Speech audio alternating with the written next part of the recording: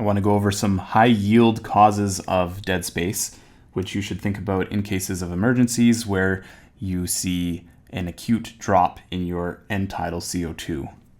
Pulmonary embolism is probably my favorite example of illustrating dead space. The issue here being some type of embolus blocking the pulmonary artery in this case, so very large embolus.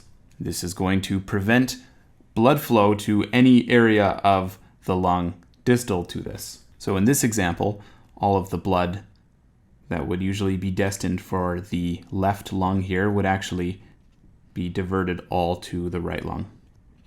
Let's say this patient has an arterial CO2 concentration of 40 millimeters of mercury. All of the alveoli on the perfused side will equilibrate their partial pressure to 40 millimeters of mercury of CO2. And on this side, which you're still getting air into because there's no problem with ventilation, the partial pressure of CO2 will be 0 millimeters of mercury. So when you breathe out, the concentration of CO2 in this gas will be the average of these two, so 20 millimeters of mercury only. And this is a huge PaCO2 to end-tidal CO2 gap. So when someone asks you what type of VQ mismatching a pulmonary embolism is, it should be very clear to you that this is a low flow VQ mismatch or dead space. Low cardiac output is also a very interesting and relevant cause of dead space. Normally with good cardiac output, we have enough blood flow through the pulmonary circulation to send blood to all of these units, and then gas exchange will occur. There are, of course, many things during surgery and anesthesia that can cause low cardiac output. And what that can cause is not enough blood flow to actually perfuse these alveoli anymore. So now this one is not getting any blood, so the ventilation here is not participating in gas exchange. And maybe this guy doesn't have any blood flow either.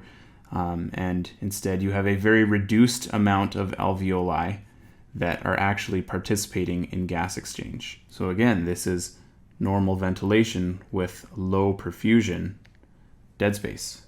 If someone has a cardiac arrest, so they have no cardiac output whatsoever, and you're ventilating them, the end-tidal CO2 will be 0 because you're not sending any blood through the lungs.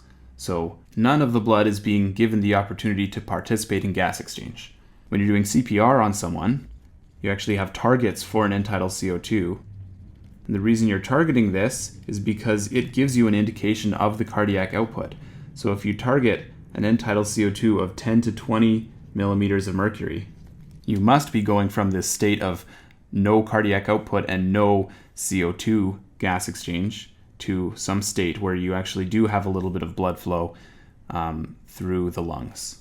Then because you have an end-tidal CO2 tracing, you know that you're sending enough blood through the lungs to also pick up oxygen, which obviously would not be happening in this case. So although generally speaking, dead space does not affect oxygenation when it is extremely high dead space and you have no alveolar ventilation whatsoever, your blood O2 will in fact be affected. I'll talk about that here in a minute. Another good example of something that causes dead space is high alveolar pressure. So this could be either from too much PEEP or too much positive end expiratory pressure, or just too much positive pressure ventilation in general. Let me draw a lung for you. I'll introduce this idea of West zones.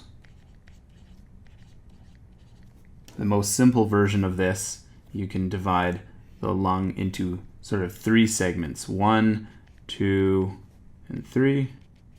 In this top segment, the alveolar pressure is the highest.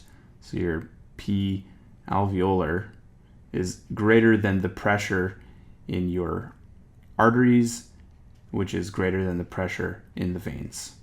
So think about these alveoli here having very high pressure. Imagine there's a blood vessel here that is trying to participate in gas exchange, but really these things are so inflated or at such high pressure in the alveoli that they're squishing this vessel down.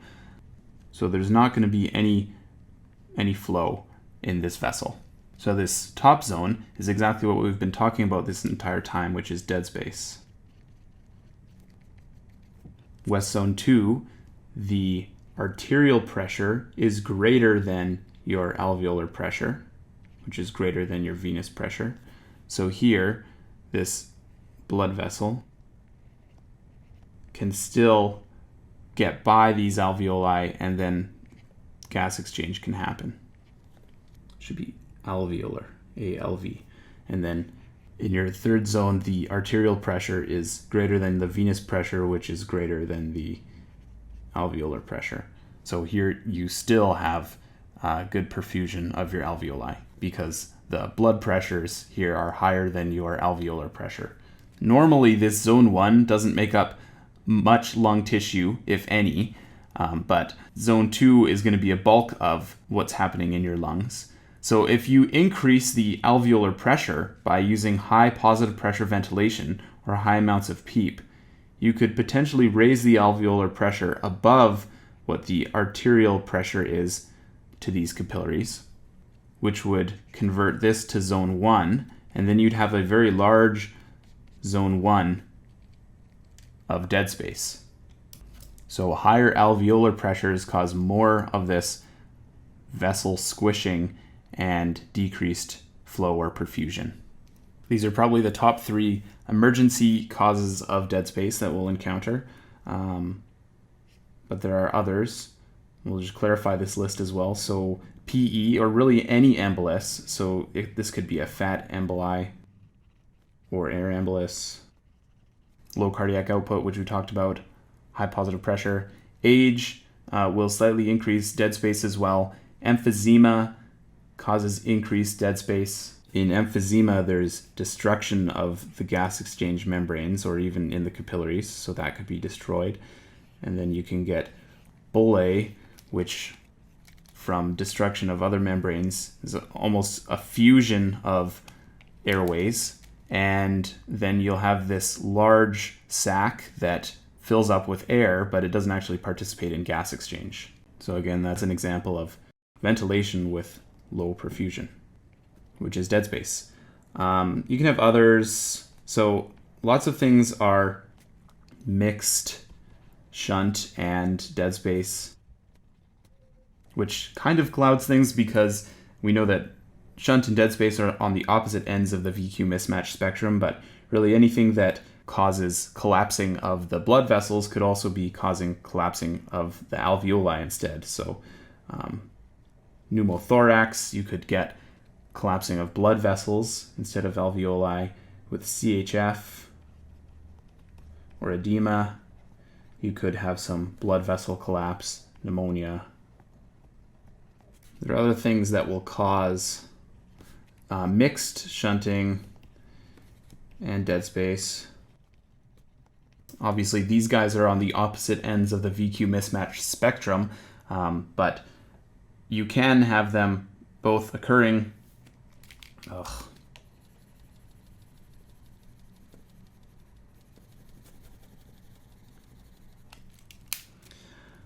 There are other things that are mixed shunt and dead space.